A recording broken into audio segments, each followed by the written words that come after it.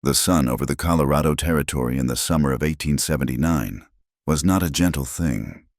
It was a hammer, beating down on the dust of Dusty Ford until the main street shimmered and warped in the heat. Lila Hart felt it through the thin soles of her boots the moment she stepped down from the stagecoach, a dry, baking heat that promised no relief. At 25, she had traded the damp air and brick-lined streets of St. Louis for this, a horizon of bleached blonde plains and a sky so vast and empty it made her feel small. Her inheritance, the reason for this punishing journey, was a deed to a patch of land her late aunt had called Willow Draw. The name sounded deceptively soft, from the letters. Lila knew it was a hardscrabble plot, valuable only for the thin ribbon of water that cut through it, a lifeline in this parched country.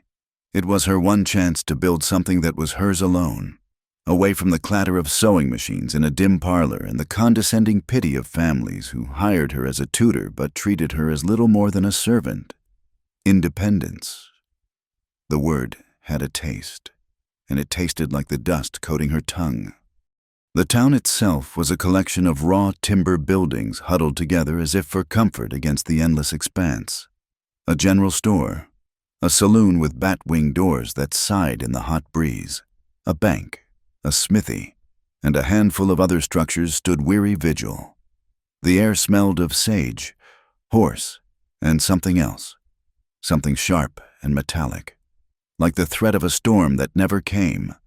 She reached for her valise, a sturdy leather bag containing all she owned, when a sound ripped through the afternoon stupor, a gunshot. It was not a distant pop, but a deafening crack that seemed to split the air right beside her ear. A woman screamed. Chickens scattered from beneath a wagon, their squawks lost in the sudden chaos. Down the street, a knot of rough-looking men had spilled out of the saloon. One of them, a big man with a red beard and a vacant grin, held a smoking pistol aimed at the sky. "Pay up, Voss," another man slurred, shoving the red-bearded one. "You lost the bet." "I ain't paying you nothing," the man named Voss growled. He was not the leader. His eyes kept flicking to a lean, wolfish man lounging against a support post, a man who watched the commotion with a cold, predatory amusement. This was Eli Voss. His men were merely a pack of hounds he had let off the leash. The argument escalated into a clumsy, drunken brawl. Fists flew. A man stumbled backward into a display of tinware outside the general store, sending pots and pans clattering across the wooden sidewalk. People scrambled for cover.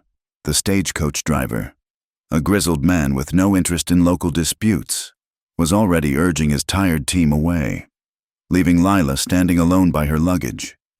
Then, a lantern hanging from a freight wagon was knocked loose. It arced through the air, a small comet of brass and glass, and shattered against the wagon's canvas cover. The canvas, loaded with dry goods and soaked in the afternoon heat, did not hesitate. It erupted in a whoosh of orange flame. Panic turned to terror. The fire was greedy, climbing the wagon with an angry roar. Lila took a step back, her heart pounding against her ribs, and found herself directly in the path of the general store's large front window as the heat began to swell and press against it. Before she could move, a shadow fell over her. A horse, a powerful roan, had materialized beside her, its body a solid wall between her and the street.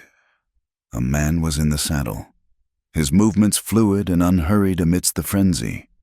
He wore a dusty brown duster, his hat pulled low, but she could see the firm set of his jaw and a pair of eyes the color of a winter sky, startlingly blue and calm.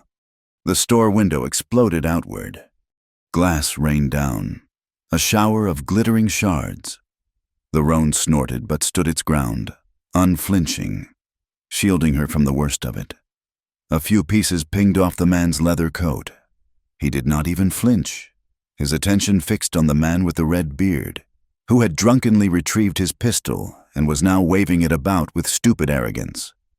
With a motion so smooth it seemed to slow time, the stranger drew his own revolver. There was no flourish, no dramatic pause. It was the simple, economical movement of a man who knew his tool. He did not shout a warning. He did not aim for the man's chest or head. A single, precise shot rang out, distinct from the first. It was not a roar, but a sharp, clean crack. The red-bearded man yelped, his pistol flying from his grasp to land in the thick dust, its barrel spinning like a top. He stared at his stinging, empty hand, his face a mask of shock and confusion. The fight died instantly. The other brawlers froze, their drunken bravado evaporating. Eli Voss pushed himself off the post, his eyes narrowed to slits, fixing on the man on the roan. It was a look of pure, undiluted hatred, a promise of future violence.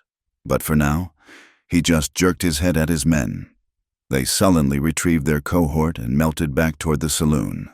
The townsfolk, meanwhile, had organized into a bucket brigade, frantically trying to douse the flames of the burning wagon.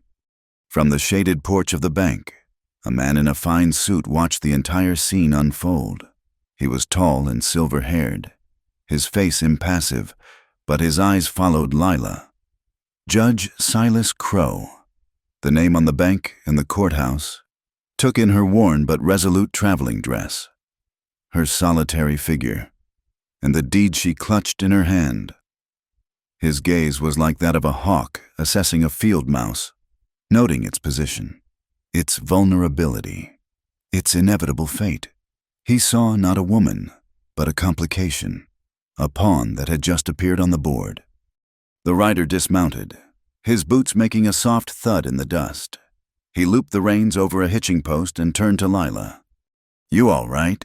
Mrs. voice was low and steady, a gravelly sound that seemed to hold no echo of the violence that had just passed. Lila took a breath, forcing the tremor from her hands. "I am, thank you." She looked at his horse, then back at him. "You and your horse have my gratitude." A faint smile touched the corners of his mouth, gone as quickly as it appeared. "He's the sensible one. I just follow his lead." He gestured toward the smoldering wagon. "Welcome to Dusty Ford. It isn't always this lively." "I should hope not," Lila said, her voice drier than she intended. "I've come to claim my aunt's property, Willow Draw." His blue eyes held hers for a moment, and she saw a flicker of something in them: recognition, perhaps concern. "Willow Draw," he repeated softly. He glanced over toward the bank, where Judge Crow had discreetly retreated inside. That's a good piece of land, a vital one. Lila knew it. Her aunt's letters had been clear. The draw was the bottleneck for the only reliable water source that fed into the river downstream. Whoever controlled that creek controlled the lifeblood for miles around. It was why she was here, and why she felt a prickle of unease that had nothing to do with stray bullets or burning wagons. A young girl, no older than 10, with dark braids and bright, intelligent eyes, darted up to them, a stack of newspapers tucked under her arm. Paper, Mr. Extra Edition, all about the fire. The man handed the girl, Rue, a coin. "Keep the paper. Rue, just stay clear of the trouble." "Yes, sir, Mr. Ashford," she said, her eyes wide with hero worship before she scurried away. Ashford. Lila had heard the name. Whispers on the stagecoach spoke of Ashford cattle, a vast empire of land and livestock. They also spoke of the heir, Colt Ashford, a man known more for cards and whiskey than for hard work, a wealthy rancher's son playing at being a simple cowboy. She looked at the man before her, at his calloused hands, the worn leather of his gun belt, the dust ground deep into the fabric of his coat. He did not look like a rich man's son. He looked like a man who worked for a living, and worked hard. "You're Colt Ashford?" she asked, a note of surprise in her voice. He gave a slight, noncommittal shrug. "I work for the Ashford Ranch." It was not a lie, but it was not the whole truth either. And in the space between, he kept his world to himself. Later, inside the town's only boarding house, a squat, sturdy building run by a woman with a face as weathered as the landscape, Lila got a clearer picture of the town's dynamics. The woman, May, whom everyone called Cactus May for her prickly but resilient nature, slammed a plate of beans and jerky down in front of her. "So you're the heart girl," May said, her voice raspy. "Come for Elspeth's folly. You knew my aunt?" "Knew her. She was a stubborn woman. Held onto that land like a dog with a bone. Said it was the only thing she had that a man couldn't take from her." May leaned closer, her voice dropping. Judge Crow made her an offer for it, a low one. She told him where he could stick his offer. She passed on not a month later. Funny that the beans suddenly tasted like ash in Lila's mouth. This was not just about land and water. This was about power, and a man who was used to getting what he wanted. She felt a familiar knot of fear tighten in her stomach, the fear that she was out of her depth, that her dream of independence was a foolish, fragile thing. She was a seamstress, a tutor. What did she know of fighting judges and taming a piece of land that other people were willing to burn the town down for? As dusk began to bleed purple and orange across the sky, she stood on the porch of the boarding house, the deed to Willow Draw feeling heavy and dangerous in her hand. The air was cooling, carrying the scent of smoke and the distant, lonely call of a coyote. The street was quiet now, the burned-out husk of the wagon a stark black skeleton in the fading light. A pair of boots on the wooden steps made her turn. It was Colt Ashford. He had watched her from across the street, had seen the worry etched on her face. "It's not safe for a woman alone in town tonight," he said, his voice quiet. "Voss's men are drinking hard. They'll be looking to prove they weren't scared off." "I have a room here," she replied, her chin lifting slightly. "I'm not talking about the room," he said, his gaze steady. "I'm talking about tomorrow, and the day after. Your land is a few miles out of town. It's no place to be without knowing the lay of it." He paused. "I can ride out with you, see you settled for the night." Lila hesitated. Every instinct for self-preservation she had cultivated in St. Louis screamed at her not to trust a strange man, no matter how gallantly he had acted. But this was not St. Louis. Here, the dangers were different. They were starker, more immediate. She looked at the saloon from which loud, angry laughter was beginning to spill. She looked at the dark shape of the bank, where she knew Judge Crow was waiting, and then she looked at Colt Ashford. He was not smiling. He was not trying to charm her. He was simply offering a hand, as practical and solid as the horse he rode. She was afraid of the land, of the powerful men, and most of all, afraid that she was not strong enough. But buried deeper than that fear was the stubborn seed of hope that had brought her all this way. "I don't have a horse," she said. "I do," he answered simply. She gave a single, decisive nod. "All right, Mr. Ashford, I accept your offer." "Colt," he corrected her gently, as they rode out of Dusty Ford, with her valise tied behind his saddle. The last rays of sunlight cast long shadows that stretched like grasping fingers from the burnt-out wagon. It stood as a silent, smoking promise of the fight to come. Lila straightened her back. The warm, solid presence of the man in front of her, a small comfort against the vast, darkening wilderness and the unknown troubles that lay waiting for her by the whispering waters of Willow Draw. The ride to Willow Draw was silent for the first mile. The only sounds, the rhythmic plodding of the roan's hooves and the creak of saddle leather.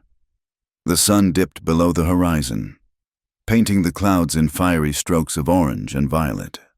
The land, so harsh under the midday sun, softened in the twilight, its contours gentle and mysterious. Lila sat behind Colt, her hands resting lightly on the back of his saddle, careful not to touch him. She was acutely aware of the warmth radiating from his back, the steady strength of him. It was a foreign kind of safety, one she was not sure she ought to get used to. He spoke first, his voice a low rumble that did not disturb the quiet. "Your Aunt Elspeth. She was a good woman, quiet, but tough as a barrel cactus. I only knew her from her letters," Lila admitted. They were full of descriptions of this land. She made it sound like a kind of paradise. Colt was quiet for a moment. Paradise is a strong word for this country, but it's honest.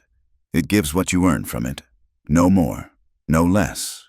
When they arrived, Lila saw what he meant.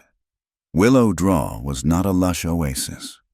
It was a shallow dip in the plains, a wide, dry gully that cradled a thin, meandering creek, a handful of stubborn willow trees, their leaves shimmering silver in the moonlight, clustered along the banks, their presence a testament to the water that ran beneath.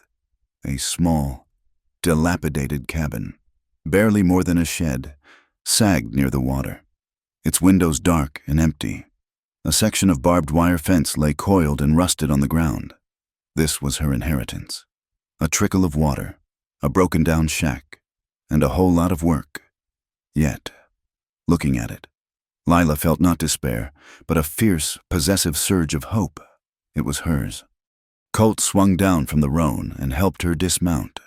His hands were calloused and warm as they briefly circled her waist, steadying her. For a man rumored to be a wealthy layabout, he moved with the practiced ease of someone who spent his life outdoors.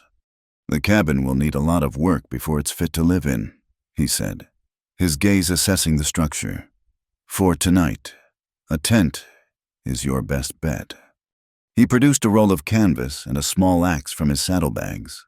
Lila watched for a moment as he began to clear a flat patch of ground, his movements efficient and sure. Then she stepped forward. "Show me how," she said. "I need to learn." He paused and looked at her, a flicker of surprise in his blue eyes. He nodded slowly. "All right." And so her lessons began. He showed her how to drive the tent stakes deep into the hard-packed earth, how to pull the canvas taut to shed rain or morning dew. He did not do it for her. He guided her hands, his instructions simple and clear. When it was done, she had raised her own shelter. It was a small victory, but it warmed her more than the fire he taught her to build next. Showing her how to stack the dry wood so the air could feed the flame. The next morning, the lessons continued. He took the rusted wire and, with a pair of pliers from his saddlebag, showed her how to splice the broken ends of the fence. "This won't stop a determined herd," he said, testing the tension, "but it will mark your line. In this country, a good fence is a clear statement." Lila worked alongside him, her soft hand struggling with the sharp wire. She pricked her finger, and before she could stop it, a drop of blood fell onto the thirsty ground, her own small sacrifice to the land. Later, he brought the roan over. "You'll need to ride," he stated simply, "and not on one of those side saddles. They'll get you killed out here if you need to move fast." He adjusted the stirrups of his own saddle and offered her a hand up. Riding astride was scandalous for a lady, but Lila felt a surprising thrill as she swung her leg over. It felt powerful, balanced. He led the horse at a walk, his hand on the bridle, his voice a calm murmur as he explained how to use the reins not with force, but with gentle pressure, how to read the horse's ears, how to shift her weight with the animal's movements. It was a language, he explained, of trust. She spent the afternoon practicing in the relative safety of the draw, her muscles aching with the unfamiliar posture. She felt clumsy and awkward, a world away from the delicate, precise work of a needle and thread. Yet, the feeling of the horse moving beneath her, the vast sky above her, was intoxicating. This was a different kind of skill, a different kind of freedom. That evening, as the chill of the desert night began to set in, Lila pulled one of the dresses from her valise. It was a sensible brown poplin, but it was still a dress, entirely impractical for mending fences and riding horses. With a pair of sewing shears from her kit, she decisively cut into the fabric. Colt watched, intrigued, as she knelt by the firelight, her needle flying with a speed and precision that was mesmerizing. In less than an hour, she had expertly refashioned the garment, splitting the skirt and sewing it into a pair of sturdy trousers, reinforcing the seams. She held them up. "I'm not fancy," she murmured, more to herself than to him. It was an old insecurity. a phrase she had used her whole life to explain her simple clothes, her practical nature.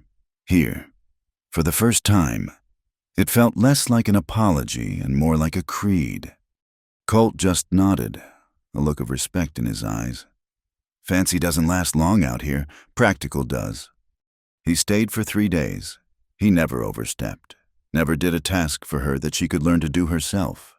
He showed her how to dig a small trench from the creek to water a patch of earth where she might plant a garden. He pointed out the tracks of a coyote in the dust and the high, circling shadow of a hawk. But at night, he would take his bedroll a respectful distance from her tent, leaving her to the privacy of her own fire.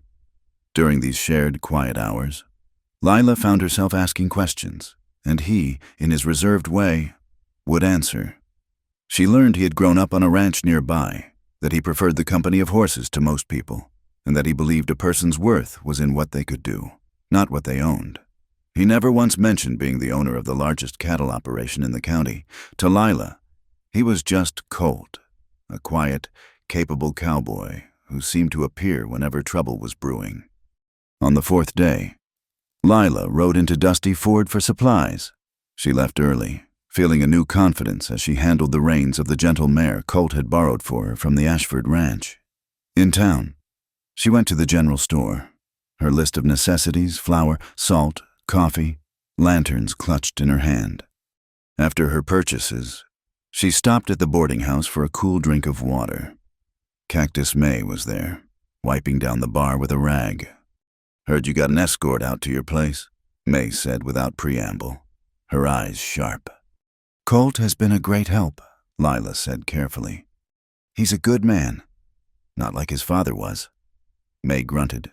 She leaned over the bar. "Listen here, girl. I told you your aunt was stubborn. Judge Crow wanted that water. Still does. He talked to her a week before she got sick, offered her pennies on the dollar.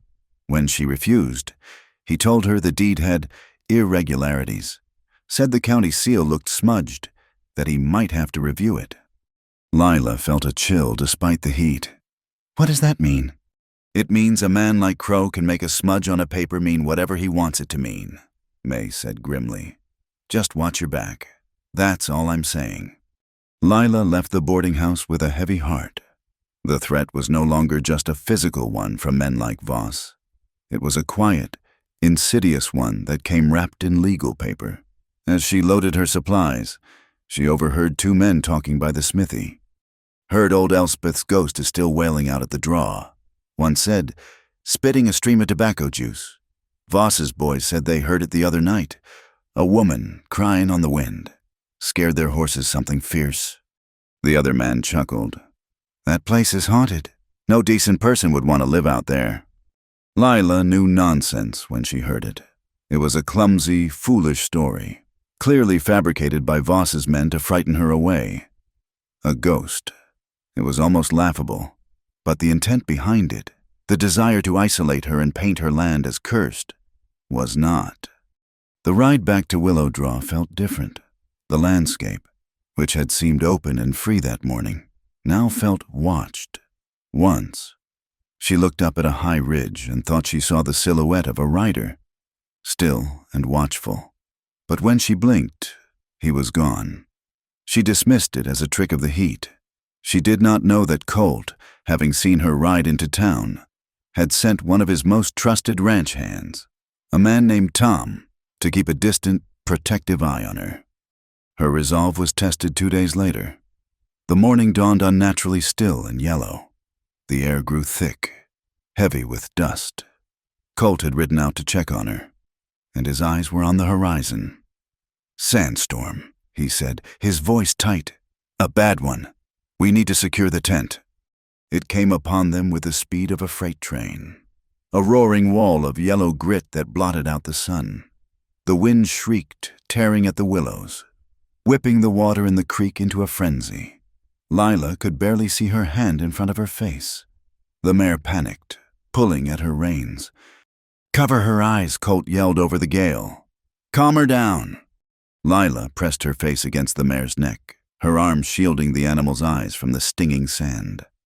Colt was at the tent, his body braced against the wind as he hammered the stakes deeper. tightening the ropes she had learned to tie just days before. A gust caught the canvas, threatening to rip it from its moorings. Lila, having soothed the horse, rushed to help him, adding her weight to his. Their shoulders pressed together against the storm's fury. For what felt like an eternity, they fought the wind. It was a raw, brutal battle against a faceless, indifferent enemy. Finally, as abruptly as it began, the wind lessened, the roar fading to a mournful sigh. The air was still hazy, but the storm had passed. They stood, breathless and covered in a fine layer of dust. The tent was still standing. Her supplies were safe. They had held on. That night, after Colt had gone, Lila sat by her small fire. She looked at her hands. They were scratched from the barbed wire, blistered from the rains, and raw from the wind. They were not the hands of a St. Louis seamstress anymore. She was tired, achy, and knew this was only the beginning. Crow, Voss, the whispers, the storms, they would keep coming. But as she looked around at her small, hard-won camp, at the willows standing resilient against the wounded sky, she did not feel fear. She felt a stubborn, quiet strength. She was learning the language of this place. She had faced down the wind. She would face down the men, too. She was not fancy, but she was practical. And practical, she was beginning to understand, was another word for survivor. The weeks leading up to the autumn festival were a blur of relentless labor for Lila. She worked from sunup to sundown, her hands growing tougher, her back stronger. The small cabin, once a ruin, slowly took shape. She learned to mix mud and straw to patch the walls, to reset the stones of the hearth, and to plane the warped door until it swung shut with a satisfying thud.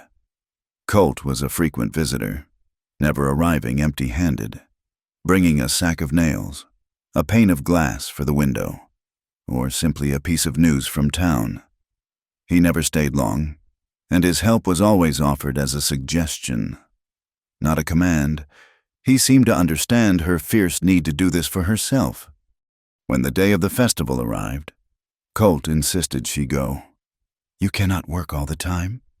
"Lila," he'd said, his tone gentle but firm, "you are a part of this town now. Whether you like it or not, you should let them see you." So she went. Dusty Ford was transformed. The main street, usually a river of brown dust, was swept clean. Paper lanterns in bright reds and yellows were strung between the buildings, bobbing in the crisp autumn air. The sound of a banjo, lively and infectious, mingled with the chatter of families and the smells of roasting meat and cinnamon pies.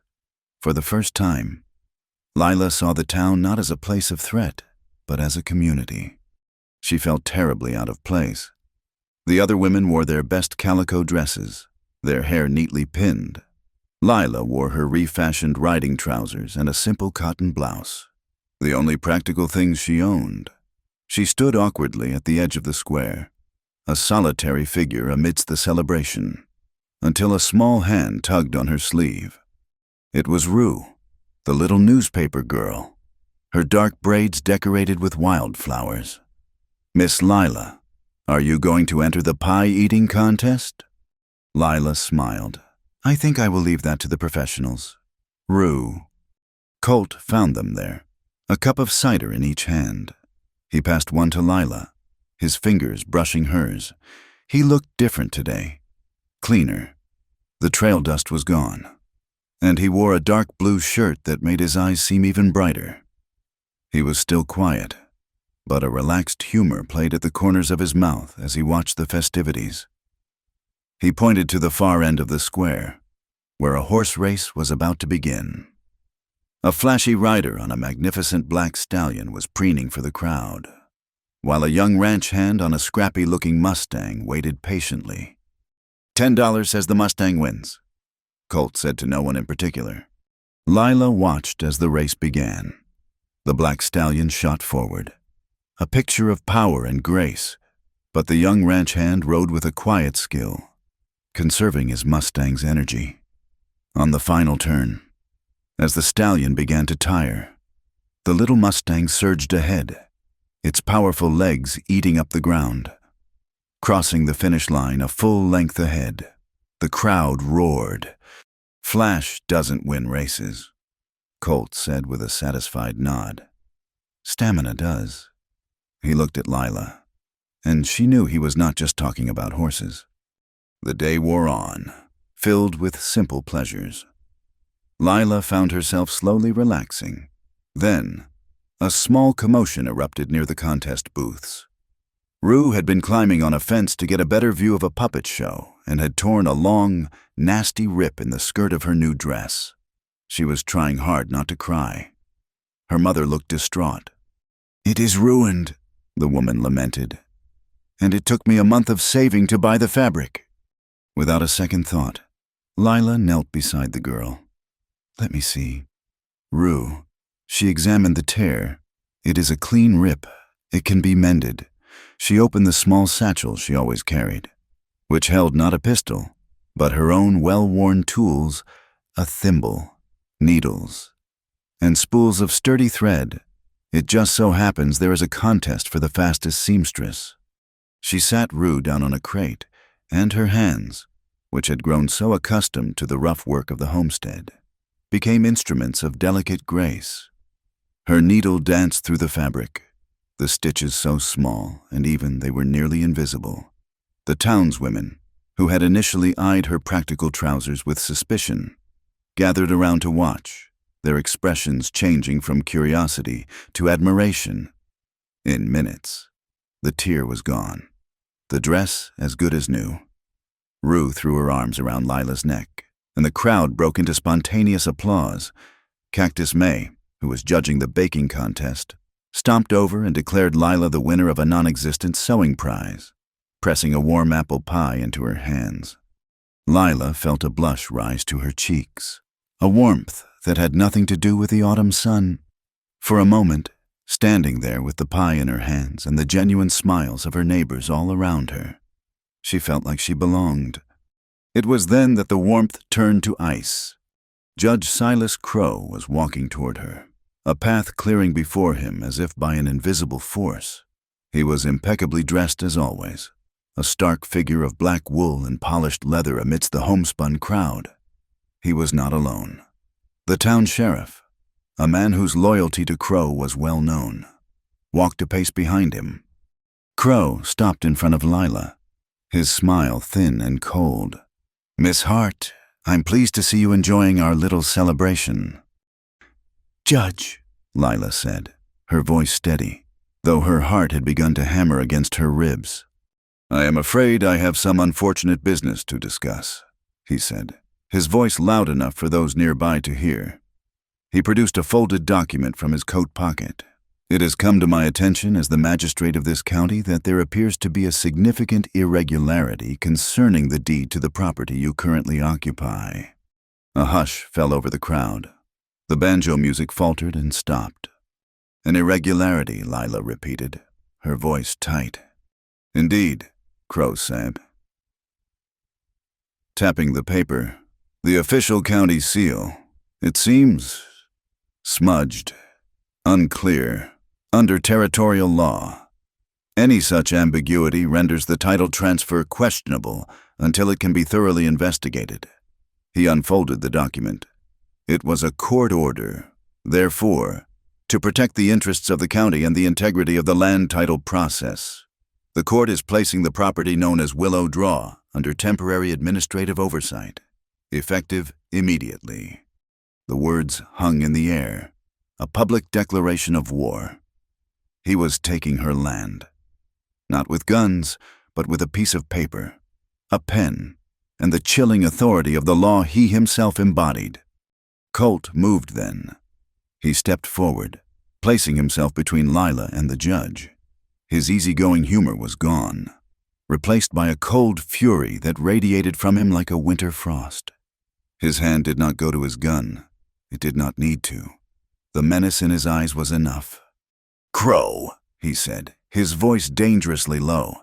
"This is a petty move, even for you." Crow's gaze flickered to Colt, a flicker of something that might have been caution. "This is a legal matter. Ashford, it has nothing to do with you." "It has everything to do with me," Colt began, his jaw tight. "If it's a question of legal surety, I can post a bond that would buy this entire county, including your bank." "No." The word was quiet, but it cut through the tension like a knife. Lila put her hand on Colt's arm. He stopped, looking down at her, his expression a mixture of anger and confusion. "No," she said again, more firmly. Her eyes locked on his. She would not be the damsel rescued by a rich man's gold. She had patched her own walls, mended her own fences, and she would fight her own battles. To let him solve this with his money would be to admit that she could not, that her own strength, her own wits, were not enough. It would validate every fear she had about being seen as a woman latching onto a wealthy man for protection. "This is my fight," she said, her voice ringing with a conviction that surprised even herself. She turned back to Crow, her fear now burned away by a clean, sharp anger. "You want to challenge my deed in court? Judge, then we will go to court. I will not be intimidated by your smudges and your paperwork." Crow's smile tightened. He had expected tears, pleading, or a retreat. He had not expected this quiet, unyielding defiance. "As you wish. Miss Hart, the sheriff will escort you to the property to gather your personal belongings. The land will be held in county trust until the hearing." He gave a curt nod and turned to walk away. As he passed his man, Eli Voss, who had been lurking at the edge of the crowd, Lila heard Voss mutter to another of his thugs, his voice a low, vicious rasp. "Do not worry. The hearing won't matter. Soon as we get the wood for the dam up there, that creek will run dry for her anyway." The words hit Lila like a physical blow. A dam. They were not just going to take her land through legal tricks. They were going to choke it, to kill the very thing that gave it life. This was not about a smudged seal. It was about stealing her water. Colt had heard it too. The fury in his eyes intensified. But Lila's hand on his arm tightened. A silent plea. Not here. Not with fists. This fight had to be won with something sharper. The festive atmosphere had evaporated. The townsfolk looked on, a mixture of sympathy and fear in their eyes. They knew what was happening, knew the injustice of it. But Crow held their loans, their deeds, their livelihoods. They were powerless. As the sheriff stepped forward, looking apologetic but resolute, Lila held her head high. The bright paper lanterns now seemed to mock her, their cheerful light illuminating the cold, hard reality of her situation. She had won a small measure of respect today, a place in the community, only to have it all threatened by the stroke of a pen. But as she looked at the determined set of Colt's jaw, she knew she was not entirely alone. The fight for Willow Draw had just begun. The legal order felt like a physical eviction from her own life. Lila was forced to gather her few personal belongings from the cabin at Willow Draw under the watchful, indifferent eye of the sheriff. She left behind the patched walls, the newly hung door, the neat rows of stones around her fire pit, all the small monuments to her hard work. She took a room at May's boarding house, a small, stuffy space under the eaves that felt like a cage. For 2 days, she was adrift in a sea of legal jargon and veiled threats, waiting for a hearing that felt like a formality before her own execution. The third night, the weather turned, the air grew thick and heavy, charged with a strange, expectant silence. The sky, which had been a clear, hard blue for weeks, took on a bruised, greenish-yellow hue. Not a single leaf stirred on the cottonwood tree outside her window. It was the kind of unnatural calm that precedes a violent outburst. Colt appeared at the door of the boarding house as the first fat drops of rain began to fall, spattering in the dust like dark coins. He was not there for a social call. His face was grim, his eyes fixed on the darkening horizon to the west, toward the high country. "This is not a normal rain," he said, his voice low and urgent. He stepped inside, bringing the smell of ozone with him. The air is heavy, it is going to break hard in the mountains, and all that water has only one place to go. Down Willow Draw. Lila's blood ran cold. She remembered Voss's words at the festival, the sneering mention of a dam. At the time, it had been a future threat, but what if it was not? "The wood for the dam," she whispered, the pieces clicking into place with sickening certainty. They have had days. Colt's jaw tightened into a line as hard as granite. They would not need a permanent structure, a temporary one. Logs and earth, just enough to block the creek. In a storm like this, the draw would become a lake. It would flood everything, wash away your cabin, your fences. By the time the water went down, there would be nothing left for you to fight for. The rain was coming faster now, a steady drumming on the roof. It was a purposeful, angry sound. "And when it is all gone," Lila finished for him, her voice trembling with rage, "Judge Crow will simply call it an act of God." "We are not going to let that happen," Colt said. He was already turning, heading for the door. "Get your riding clothes. Meet me at the livery. We are riding out." There was no question of arguing. This was not a fight that could be won with words in a courtroom. This was a battle against wood and water and the vicious greed of men. The ride out of town was a descent into chaos. The sky opened up, and the rain came down in solid, blinding sheets. Night fell with a sudden, suffocating blackness, broken only by jagged forks of lightning that illuminated a world turned to mud and water. The wind howled, tearing at them, trying to rip them from their saddles. Lila rode the mare Colt had given her, bending low over the animal's neck, her face numb from the onslaught. She could barely see Colt ahead of her, a dark, indomitable shape against the storm. They rode not by sight, but by instinct, trusting the horses to keep their footing on the slick, treacherous ground. The gentle creek she had known was already transforming. They could hear it before they saw it, a low growl that was steadily rising to a roar. When they reached the edge of her property, the change was staggering.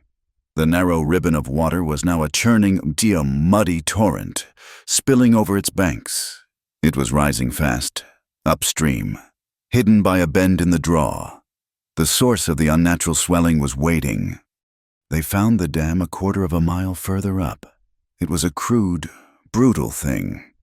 A wall of hastily felled logs and packed mud thrown across the narrowest point of the gully. It was working. Behind it, a dark, churning lake was forming, swallowing the willow trees, climbing the banks with terrifying speed. The pressure on the logs was immense. The whole structure groaned and shuddered with the strain. "Voss!" Colt bit out, his voice raw with fury. The dam was a monument to the man's mindless destruction. "How do we break it?" Lila yelled over the roar of the water and the storm. "We need to loosen the key log at the bottom," Colt shouted back at you, pointing to a large log wedged at the base of the dam. "If we can pull it free, the pressure of the water will do the rest." It seemed an impossible task. The water was already waist-deep at the base of the structure, a powerful, sucking current. Dismounting was suicide. They would have to use the horses. Colt uncoiled his lariat. Lila, seeing his intent, reached for the rope she had taken to carrying on her saddle. It was a length of hemp she had found in the old cabin, frayed and weak in places. She had spent a quiet evening by the fire painstakingly braiding it, strengthening it, making it whole again. It was a small act of creation, of taking something broken and making it useful. She had thought it might be good for tying down supplies. She had never imagined this. They maneuvered their horses as close as they dared, the animals snorting and stamping, their eyes wide with fear of the turbulent water. Colt swung his rope, the loop landing neatly over the end of the key log. He wrapped the other end around his saddle horn. Lila did the same, her hands clumsy with cold and adrenaline, but her braided rope held. Together Colt yelled, "On 3, 1, 2, 3. They spurred their horses at the same time. The animals dug their hooves into the slick mud, straining against the immense weight. The ropes went taut. vibrating with tension. For a heart-stopping moment, nothing happened. The dam held. The water continued to rise.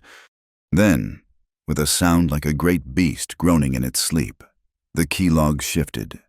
A trickle of water became a spout. Colt and Lila backed their horses away, giving the rope slack, and the log, freed from its wedge, was suddenly pushed out by the incredible force behind it. The dam did not break. It exploded. A solid wall of brown water, logs, and debris erupted from the gully, a monstrous, roaring wave of destruction. It was a terrifying spectacle of raw power. The pent-up fury of the storm was unleashed in a single, devastating moment. The torrent carved a new path, gouging the earth, tearing at the banks of the draw. The ground beneath them, already saturated, began to give way. Lila's mare screamed as the earth crumbled beneath its hooves. The horse scrambled for purchase, but it was too late. With a sickening lurch, a huge section of the bank collapsed, and Lila and her horse were falling. She was thrown from the saddle, landing hard in the mud just as the mare was swept into the raging current. Lila scrambled backward, away from the water, her fingers clawing at the slick mud. But the edge of the newly formed cliff kept crumbling beneath her. She was sliding, inch by inch, toward the maelstrom below. Lila Colt's voice was a raw cry of terror. She saw him on the opposite bank, his face a pale mask in the flashes of lightning. He was too far away. The gap of churning water was too wide. Then she saw the rope, her rope, still tied to his saddle horn. He was already off his horse, pulling it free, his movements a desperate blur. He ran along the bank, keeping pace with her slow, terrible slide. "Grab it," he roared, and with a powerful heave, he threw the end of the rope across the chasm. It landed in the mud just inches from her outstretched hand. She lunged, her fingers closing around the rough, familiar braid. It held. The other end was wrapped around Colt's hands. His boots dug into the mud, his body a desperate anchor against her weight and the pull of the crumbling earth. He pulled, his muscles straining. She held on, the rough hemp biting into her palms, her arms feeling as if they were being torn from their sockets. For a terrifying moment, it was a stalemate. Her, Colt, and the rope against the flood and the pull of gravity. Mud and water rained down on her from the collapsing bank. The roar of the flood was deafening. Then, slowly, agonizingly, he began to gain ground. He pulled her up, out of the sucking mud, away from the hungry edge of the cliff. She crawled the last few feet onto solid ground, collapsing in a heap, soaked, shivering, and covered in mud, but alive. They stood there for a long time. On opposite sides of the flood they had unleashed, the storm finally beginning to abate around them. The water level was already dropping, the main force of the flood having passed. In its wake, it left a scene of utter devastation. Her little cabin was still standing, but the water had smashed through it, carrying away furniture and supplies. The neat trench he had helped her dig was gone, erased. The land was scarred, buried under a thick layer of stinking mud. The next morning, the sun rose on a world washed clean and brutal. Colt helped her salvage what little she could from the wreckage. A few tins of food, her sewing kit, a sodden book. Everything else was gone. They rode into town together, their clothes stiff with dried mud, their face etched with exhaustion. They went straight to the bank. Judge Crow was there, looking as immaculate as ever. He listened to their story, his face a mask of polite concern. "A flash flood," he said, his voice smooth as silk. "How terrible. This country can be so unforgiving. A truly unfortunate act of nature." This was no act of nature. "Judge," Lila said, her voice shaking with a cold, contained fury. "It was an act of sabotage. Your man Voss built a dam." Crow raised a silver eyebrow. "Do you have any proof of this accusation, Miss Hart?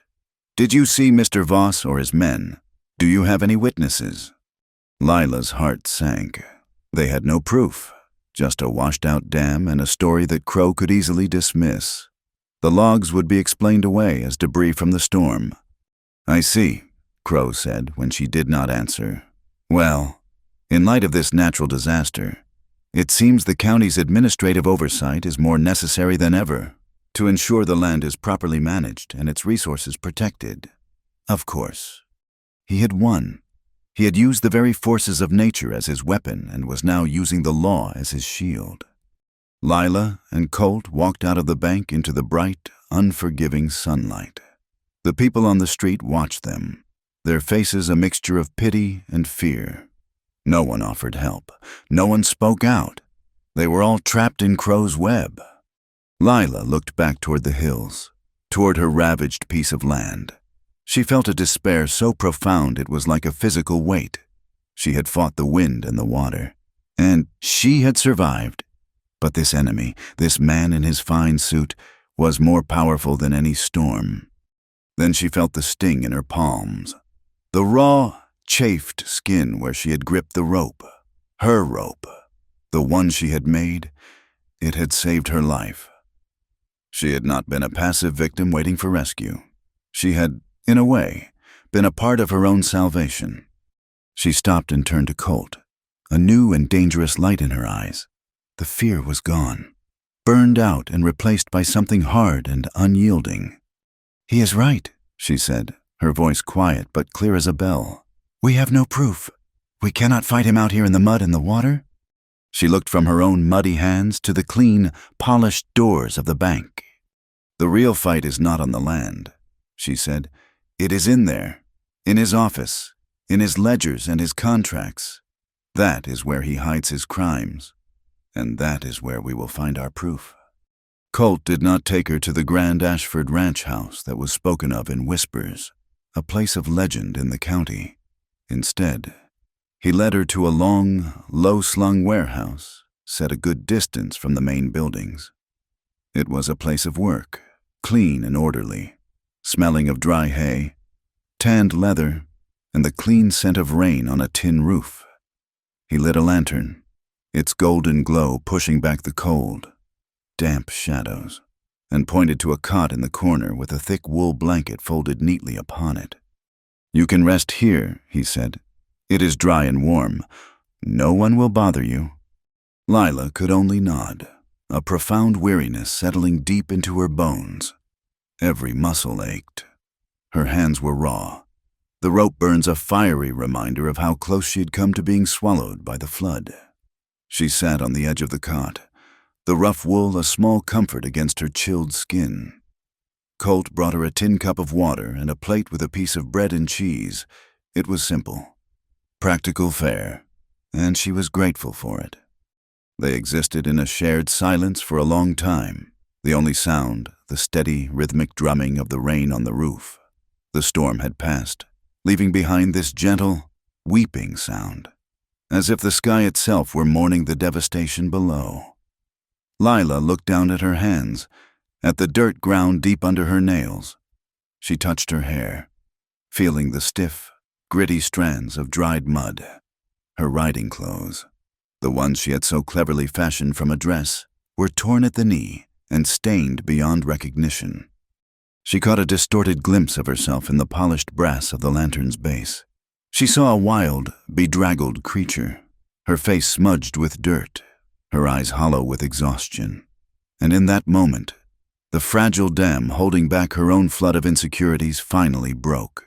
All the fears she had carried with her from St. Louis, all the slights and condescensions she had endured, came rushing back. She remembered the subtle sneers from the wealthy women whose children she tutored, the way they would look at her hands, the fingers sometimes stained with dye from her sewing, as if she were a lower form of life. She remembered a cruel comment from one of her pupils about her plain way of speaking, so different from their educated Eastern drawl. She had spent her life feeling like she was on the outside of a beautiful world, looking in through a dirty window. And now here she was, in a barn, covered in mud, her life's dream a washed-out wreck, being cared for by a man who, by all accounts, was the richest, most powerful man in the territory. The absurdity of it, the sheer imbalance, was a crushing weight. He was helping her out of pity. She thought, or perhaps this was a game to him, a diversion. Or worse, he wanted the land for himself and was simply playing a long, clever game. The thought was a bitter poison. "You should not have done this," she said, her voice a rough whisper. Colt, who had been checking the latch on the large warehouse door, turned to look at her. "Done what pulled you from the flood?" "All of it," she said, her gaze fixed on the floor. "Bringing me here, wasting your time with my problems. You are Colt Ashford. You own half this territory, this whole sordid business with my land. It is beneath you." He walked over to her, his boot steps slow and deliberate on the wooden floor. He crouched down so his eyes were level with hers, but she would not look at him. "My name does not change what is right and what is wrong. Lila." A choked, humorless laugh escaped her lips. "Right and wrong, look at me. Colt." She finally raised her head, and he saw the glistening sheen of unshed tears in her eyes, the raw self-loathing etched on her face. "My land is gone. My home is a pile of mud. My clothes are rags. I have nothing. I am nothing. I came out here with this foolish idea that I could build a life. But I am just a seamstress from the city who does not know the first thing about this country. I am not fancy." The words came out in a trembling rush, a confession she had held in her heart for a lifetime. It was the distillation of all her fears. "I am not elegant. I am not educated. I am not worthy. I am common and plain and not enough." It was a final, desperate attempt to push him away, to show him the unbridgeable gulf that lay between them, to save herself the humiliation of when he would inevitably realize it for himself. He did not move. He just watched her, his blue eyes searching her face, and the silence that followed stretched until it was a tangible thing. She thought he would stand up, offer some polite, dismissive words, and leave. Instead, he reached out and gently took her hands in his. He turned them over, his calloused thumbs tracing the rope burns on her palms, the scratches, the broken nails. He looked at them as if they were the most precious things he had ever seen. When he finally spoke, his voice was low and rough with an emotion she had never heard from him before. "You are right," he said softly. "You are not fancy." The word struck her like a slap, a confirmation of her worst fears. But then he continued, his gaze lifting to meet hers, and the intensity in his eyes held her captive. "You are strong. You are brave. You are the most stubborn, determined woman I have ever known. I saw you stand your ground in a gunfight the first hour you were here. I watched you turn a dress into something a person could build a life in. I watched you fight a storm that would have sent most men running for cover. I just felt you hold on to that rope when the whole world was trying to drag you into that flood." He shook his head slowly, a look of awe on his face. "Fancy is for parlors and parties. Lila, it is brittle. It breaks. What you have, that is real. It is what allows a person to survive out here. It is what allows a person to build something that lasts." He took a breath, and his next words were a vow, spoken with a quiet, fierce conviction that left no room for doubt. "Do not ever think I am doing this for a piece of land. Land can be bought. What you have cannot." He leaned closer, his voice dropping to a near whisper. "Willow Draw could vanish tomorrow, and I would not care. You are my treasure. Lila, not the land, not the water, you, and I will choose you, every single time." A single tear finally escaped her eye, and traced a clean path through the dirt on her cheek. He reached up and gently wiped it away with his thumb. In that moment, the gulf between them disappeared. There was no rich man and poor seamstress. There were only two people in a barn, with the rain drumming a soft rhythm on the roof above them. He leaned in, and his lips met hers. It was not a kiss of passion, but of promise.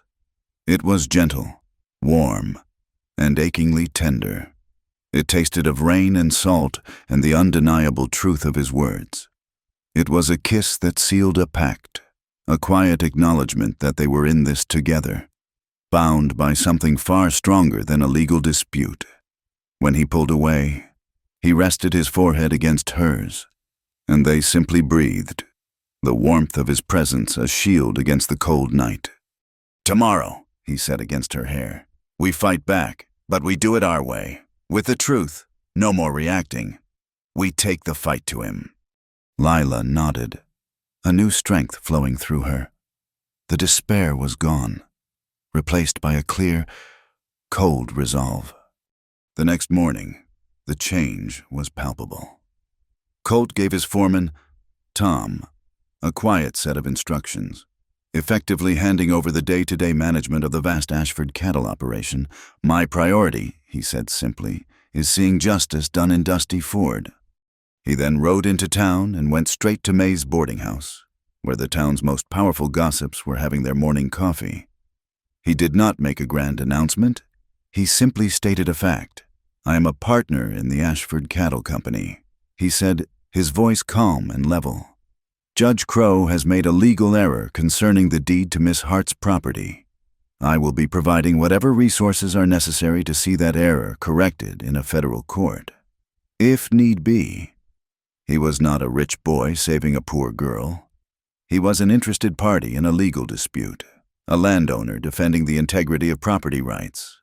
It was a subtle, brilliant move that placed him on Lila's side without making her look helpless. Meanwhile, Lila did not wait for him to act for her. She went to the small church at the edge of town. Reverend Elias was a kind, aging man with eyes that had seen too much of the world's troubles. She told him the whole story, from the smudged seal to the dam.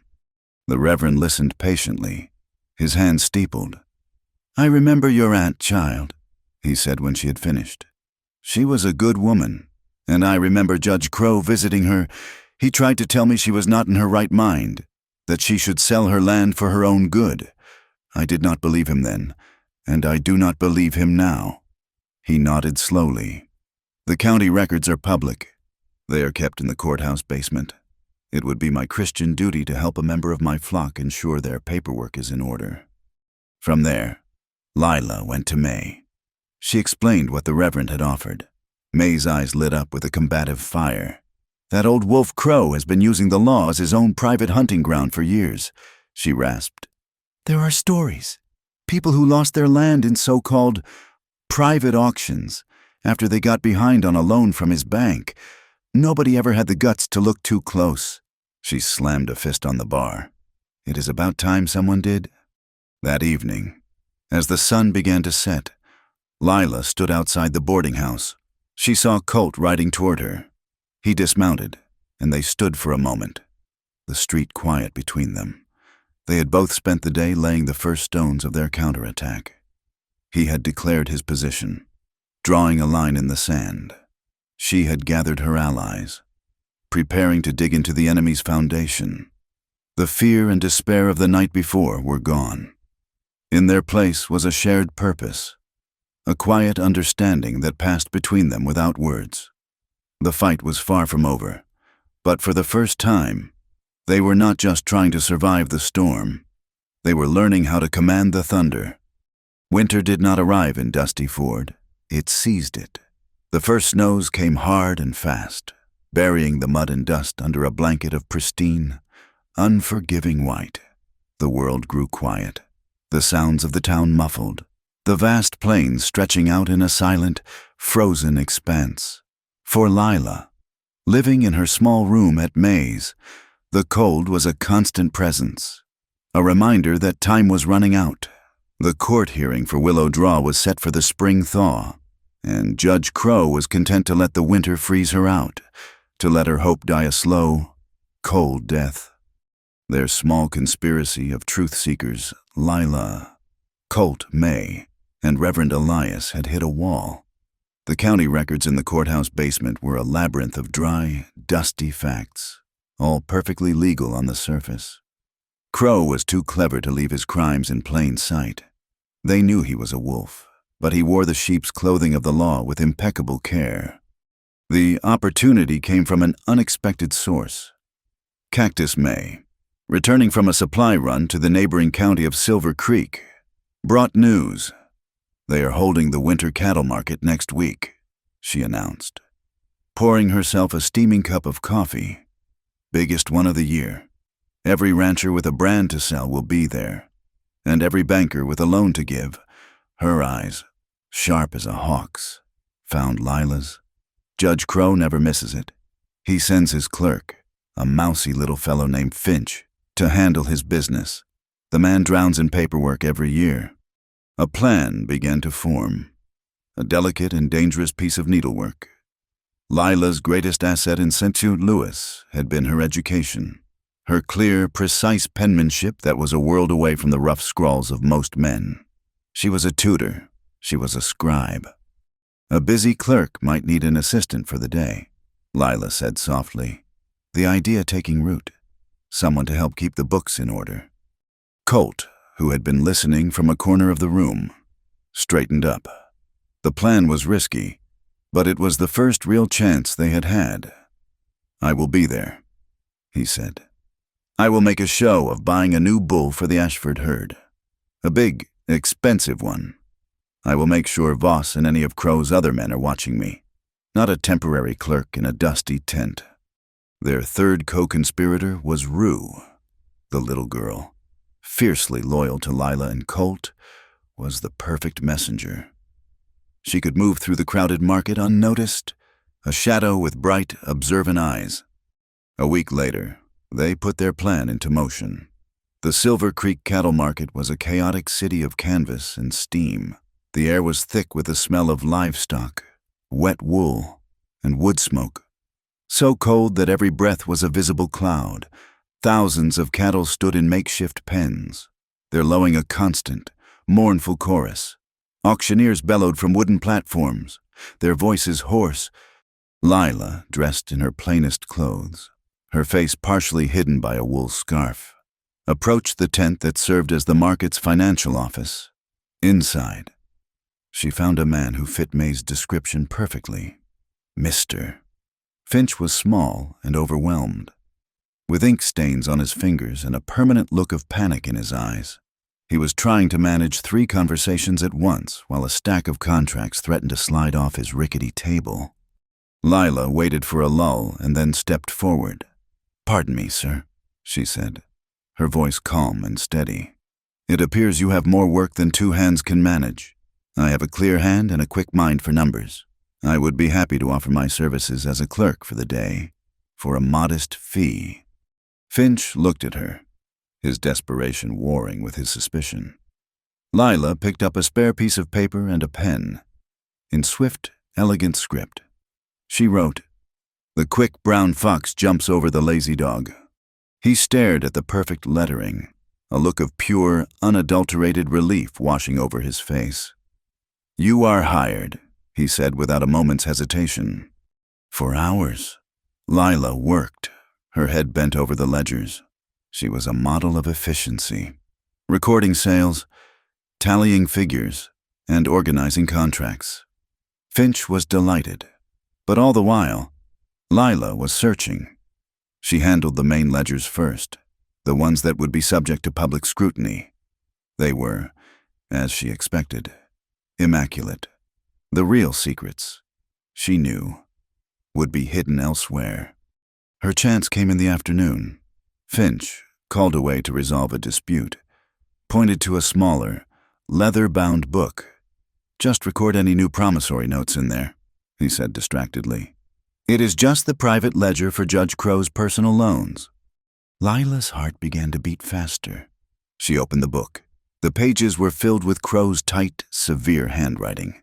And there it was, a list of loans made to local ranchers. The interest rates scrawled next to them a full 10 points higher than the legal territorial limit. It was usury. Plain and simple.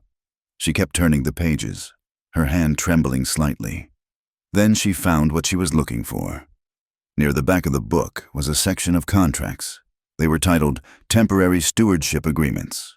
She saw the name of a farmer whose land had been foreclosed on just last year. According to the document, the farmer, unable to pay a debt, had willingly signed his land over to Crow's stewardship. The signature was a shaky, almost illegible scrawl, and below it, as the sole witness to this transaction, was the crisp, confident signature of Judge Silas Crow. It was a blatant conflict of interest, the wolf witnessing the sheep's surrender. It was the proof they needed. She needed to get the page out. She looked up. Through the tent flap, she saw Rue pretending to sell newspapers. Give her a subtle nod. The diversion was ready. Colt was at the main auction platform, locked in a loud, theatrical bidding war for a prize bull, drawing the attention of everyone, including Eli Voss, who was watching with a greedy glint in his eye. Rue went into action. With a contrived cry of alarm, she pointed toward the far pens, shouting, "Stampede! The longhorns are loose!" The cry was enough to sow a seed of panic. Men shouted and began to move. Mr. Finch, ever the worrier, rushed out of the tent to see what was happening. In that single moment of chaos, Lila's hands moved with the speed of a master seamstress.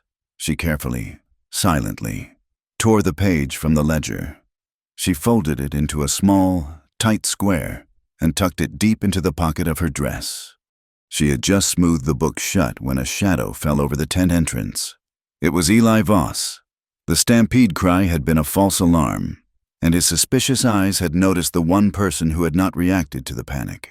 He looked from the ledger to Lila, his brutish face contorting with dawning comprehension. "What are you doing in here?" he growled, taking a step into the tent. Lila did not answer. She gave a sharp, almost invisible shake of her head, the prearranged signal for retreat, across the market. Colt saw it.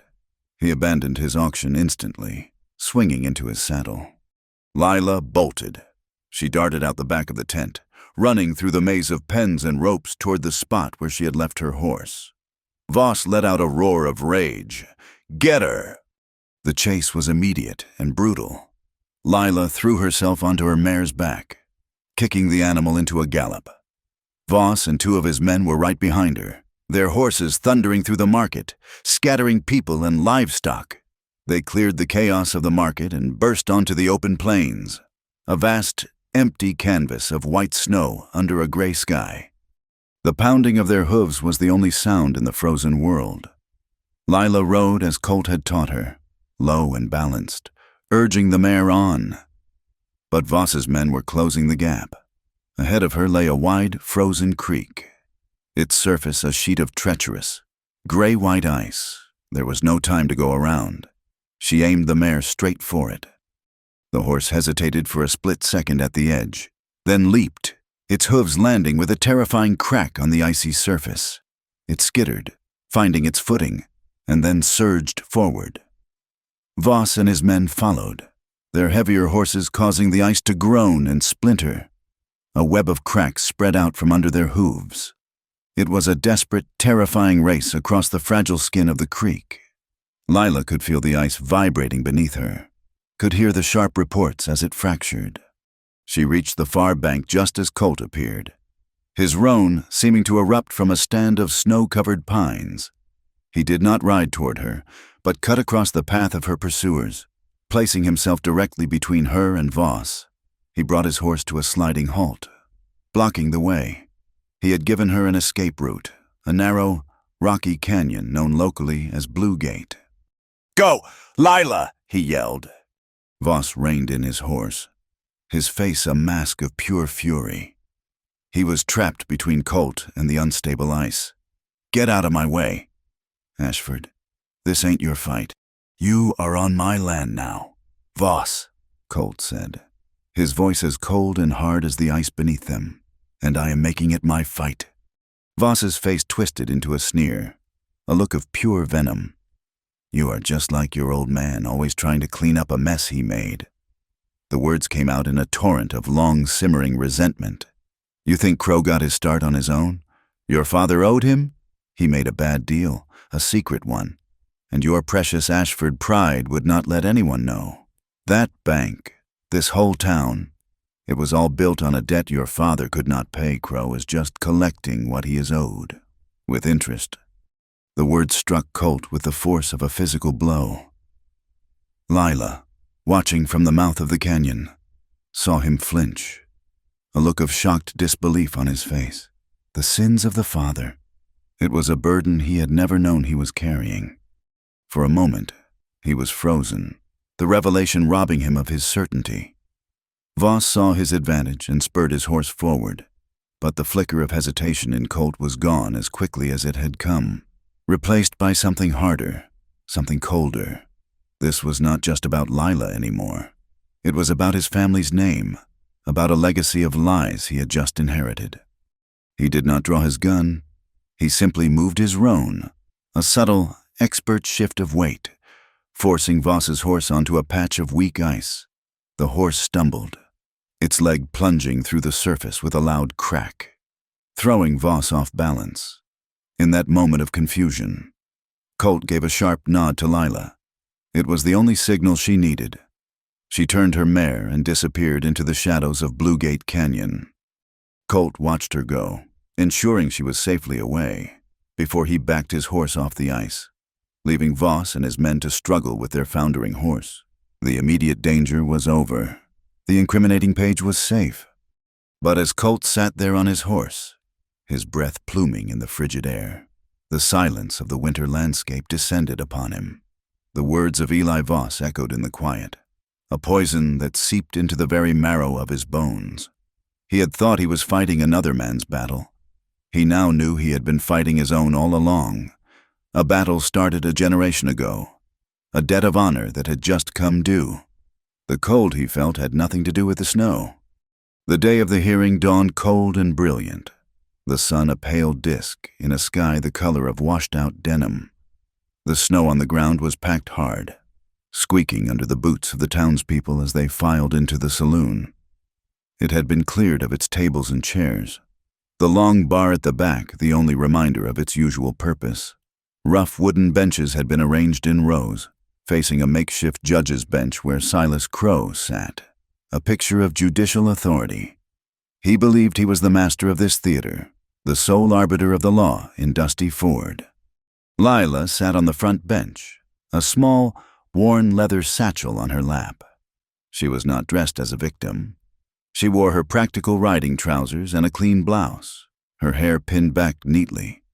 There was no tremor in her hands, no fear in her eyes. Beside her, Colt stood against the wall, his arms crossed over his chest. He was a silent, watchful presence, his gaze never leaving Crow. He had wrestled with the revelation of his father's debt, the secret shame that had fueled Crow's ambition. He had considered paying the debt, ending it all with a stroke of a pen.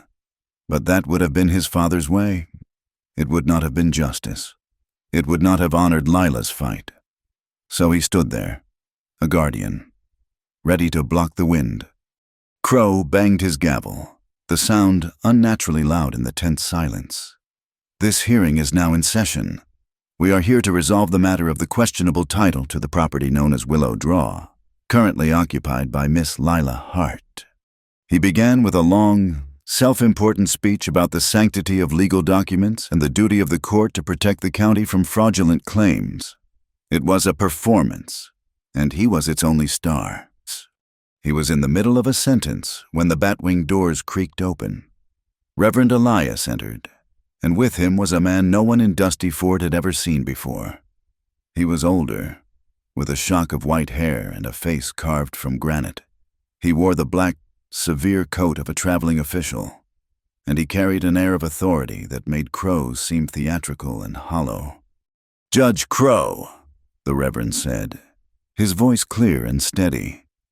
"May I introduce Circuit Judge Lawrence Miller? He is on his way to Denver and was kind enough to accept my invitation to observe our local legal proceedings." A collective intake of breath swept through the room.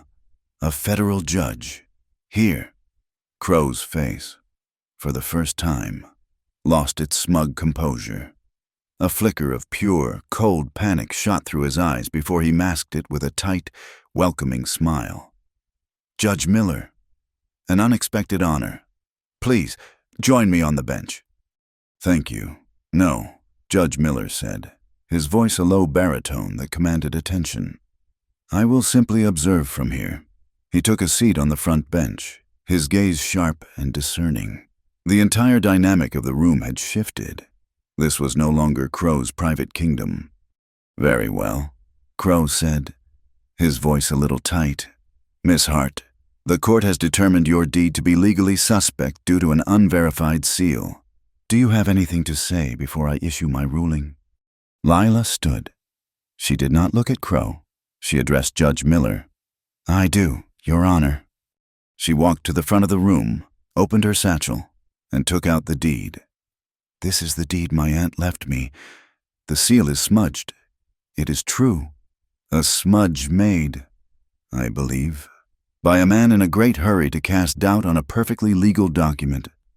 She then took out the folded, creased page from the ledger. "But the deed is not the only document I wish to present." Her voice was calm and clear, the voice of a tutor explaining a lesson. "This is a page from Judge Crow's private loan ledger, which he keeps for his other business, the Dusty Ford Bank." She began to read. She read the names of ranchers and farmers, men sitting on the benches behind her, their faces grim, and she read the interest rates beside their names, rates that were extortionate, illegal under territorial law. A low murmur went through the crowd. "Furthermore," she continued, her voice gaining strength, "this ledger contains copies of contracts. This one is called a temporary stewardship agreement." She held it up. "It is an agreement with a farmer named Peterson, whose land the bank foreclosed upon last fall. It states that Mr. Peterson willingly turned his property over to Judge Crow's care. But the most interesting part is the witness signature." She paused, letting the silence hang in the air. The sole witness to Mr. Peterson giving his land to Silas Crow, the banker, was Silas Crow, the judge. Judge Miller leaned forward slightly. His eyes narrowed. The conflict of interest was so blatant, so arrogant. It was an insult to the law itself. Crow shot to his feet. "This is an outrage. That document was stolen. It is inadmissible." "Is it inaccurate?" Judge Miller asked, his voice cutting through Crow's blustering. Crow's mouth opened and closed, but no sound came out. Lila was not finished. "There is one more matter, the matter of the flood that destroyed my property, which Judge Crow dismissed as an act of nature." She looked at the faces in the crowd. 2 days before that storm, a large quantity of lumber was purchased from the mill. The receipt, filed with the bank, lists the expense as temporary construction materials.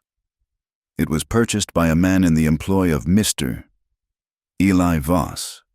She took a step forward, her eyes finally locking on Crow. "I asked the court to consider what sort of temporary construction would be so urgently needed, just upstream from my property, right before a record rainfall. I believe that lumber was used to build a dam designed to wash away my claim so that Judge Crow could take control of the only reliable water source in this valley." The saloon was utterly silent. She had done it, not with Colt's money or his name, but with her own courage, with words and facts laid out like the precise stitches of a seam. She had sewn a shroud for Silas Crow's career. Outside, on the wind-swept street, Eli Voss had been listening through the saloon doors. He heard the gasps. He heard Lila's clear, damning accusations. He saw the world he knew, the world where his brutality was shielded by Crow's power, crumbling around him, and in his simple, violent mind, he knew he had to act. He saw Rue, the newspaper girl, her face pressed against the saloon window, her eyes wide. She was the one who had helped them. She was the cause of all this. In a fit of panicked rage, he lunged. He grabbed the girl by the arm, trying to drag her away from the door. "You little sneak," he snarled. "I will burn that proof right out of you." Rue screamed. The sound pierced the tense silence of the courtroom. Colt was moving before anyone else, a blur of motion as he burst through the bat-wing doors. He was not the only one. From the benches, 2 ranchers and the town blacksmith rose and followed him out. The town had finally chosen its side. The scene on the street was a chaotic tableau of desperation and defiance. Voss held Rue in front of him, a human shield. Colt stood 10 feet away, his hands open at his sides, his face a mask of cold fury. "Let the girl go! Voss!" "Stay back!" Ashford Voss yelled, his eyes wild. He began to back away, pulling Rue with him. "This is all your fault." He never saw the blacksmith coming from the side. The big man did not hesitate. He swung a fist the size of a ham, catching Voss squarely on the jaw. The blow sent Voss staggering, his grip on Rue loosening. The girl scrambled away, running behind Colt. Voss roared and charged, but he was met by a wall of men. The fight was not a noble duel. It was a short, ugly, street-corner brawl. It was the grunt of men, the crack of bone, the thud of a pistol butt brought down on a shoulder. Snow kicked up from the street, mingling with the coppery tang of blood. In less than a minute, it was over. Eli Voss lay in the dirty snow, disarmed and held down by the very people he had terrorized for years. Judge Miller and Lila had come out onto the saloon porch. They took in the scene, the subdued outlaw, the protective circle of townsmen, Colt standing over them, his knuckles bleeding. Miller's face was grim. He stepped back inside the saloon, his authority absolute. "Sheriff," he commanded, "place Mr. Voss under arrest for assault and willful destruction of property. Judge Crow, you are hereby suspended from your duties, pending a full federal investigation into bank fraud, usury, and conspiracy." A sound went through the crowd. It was not a cheer. It was a deep, collective sigh of relief, the sound of a heavy weight being lifted from 100 shoulders at once. Later, after the sheriff had taken a sullen Voss and a stunned, ashen-faced Crow away, the crowd began to disperse. They nodded to Lila as they passed, looks of quiet respect in their eyes. Soon, only she and Colt were left on the street, the setting sun casting long, blue shadows across the snow. Lila looked at Colt, at the raw knuckles of his right hand. A wave of emotion, so powerful it almost buckled her knees, washed over her. "If it was not for you," she said, her voice thick, "I still would not have believed I could do it." He looked down at his hand and then back at her, a small, weary smile on his face. He shook his head. "You had the truth, Lila. You had the courage to speak it." He met her eyes, and his were filled with a profound, unwavering respect. "You did it yourself," he said softly. "I just blocked the wind." The spring that followed the winter of trials was a quiet miracle. The snow did not retreat. It surrendered, melting away in steady streams that swelled Willow Draw not with the rage of a flood, but with the cheerful, gurgling laughter of rebirth. The ground, frozen hard for months, softened and exhaled the scent of damp earth and new life. Along the banks of the creek, the willow branches, which had been stark and gray like old bones, began to sprout a haze of pale, tender green. Lila did not rebuild the old cabin. It stood as a monument to a past she had survived. Instead, a little further up the bank, on a patch of ground that caught the morning sun, she began to build a home. She did not build it of wood that could be washed away or burned. She built it of the earth itself. Colt brought a wagon and a plow, and together they turned over the rich, clay-heavy soil near the creek. He showed her how to mix it with water and straw, and she, with her patient, dexterous hands, learned to shape the mixture into thick, heavy bricks. She laid them out in long rows to bake in the relentless Colorado sun. It was slow, heavy work. Her days were a rhythm of mud and sun, of lifting and placing, of seeing the walls of her home rise inch by her own effort. Colt worked beside her, his quiet strength a constant presence. He never took over. He lifted what was too heavy for her. He reached what was too high, but he watched with a deep, abiding respect as she laid the bricks, her movements becoming sure and confident. This was her house, born of her will and the very soil of her land. One afternoon, when the walls were shoulder high and the spaces for the door and windows were framed, Colt rode up from the main ranch. He had a long, flat object wrapped in canvas tied to his saddle. He dismounted and carefully unwrapped it. It was a wooden sign, beautifully carved from a single piece of dark, polished oak. The letters were clean and strong. They did not say Ashford Cattle Company. They did not say Colt Ashford. They said simply Willow and Ashford. He held it up for her to see, a question in his eyes. Lila traced the letters with a muddy finger. Willow, for the draw, for her aunt, for the land she had fought for. And Ashford, for the man who had stood with her, who had blocked the wind. It was not one name absorbing the other. It was two names standing side by side, equals, a tear, clean and happy, traced a path through the dust on her cheek. She did not need to say anything. Her smile was his answer. He hung the sign above the doorway of the house that was not yet finished, a promise of the life they would build inside it. They were married on the first day of summer, not in a church, but in the meadow beside the creek, right where the willow trees grew thickest. It was a simple affair, a gathering of the people who had become their family. Cactus May closed her boarding house for the afternoon and brought a huge, slightly lopsided spice cake that was the most delicious thing Lila had ever tasted. Reverend Elias, his voice warm and kind, read a simple blessing, not of law but of love and partnership. Rue, her face beaming with joy, walked before them, scattering a trail of wild bluebells and Indian paintbrush she had picked herself that morning. Lila wore a simple dress of pale blue cotton she had sewn herself.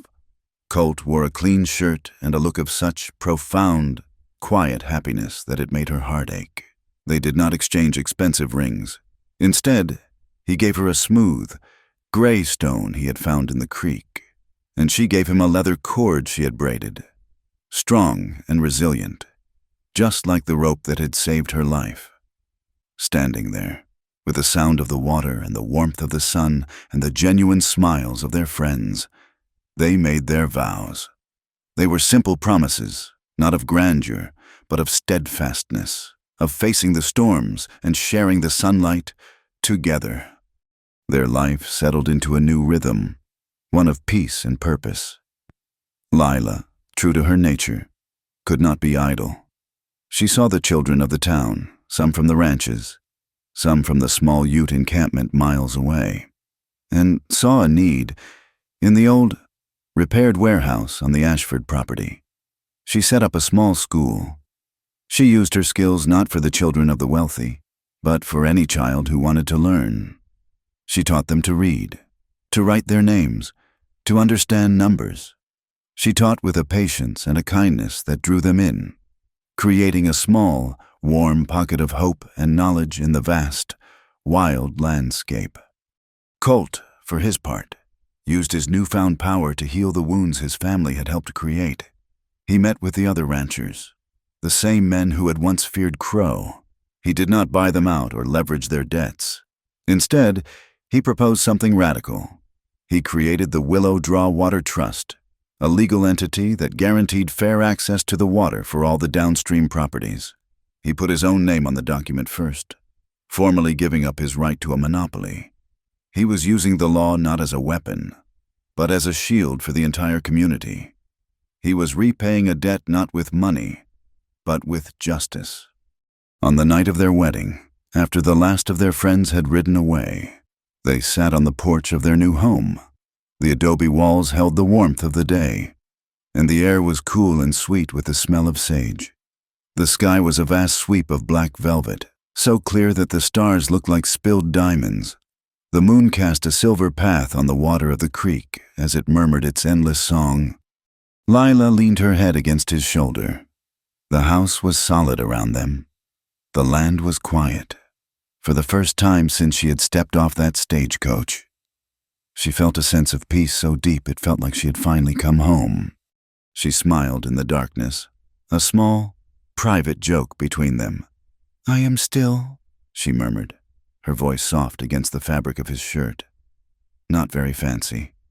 He turned his head, his cheek resting against her hair. She felt his smile more than she saw it. He was quiet for a long moment, listening to the sounds of their life, the water, the distant, contented lowing of his cattle, the soft sigh of the wind in the willows. "I have chosen you," he said, his voice a low, steady rumble that seemed to come from the very center of the earth. "Forever." They sat there for a long time, two small figures on a porch under an immense sky, their shoulders touching, their breaths rising and falling in the same quiet rhythm. They did not need any more words. The peace was their promise, and the future was a vast, open country waiting for them, together. Thank you for listening to our story tonight. Please let us know in the comments where you are listening from so we can all connect, and do not forget to subscribe to our channel Wild West Night, like this video, and press that hype button to help us share these tales with more people.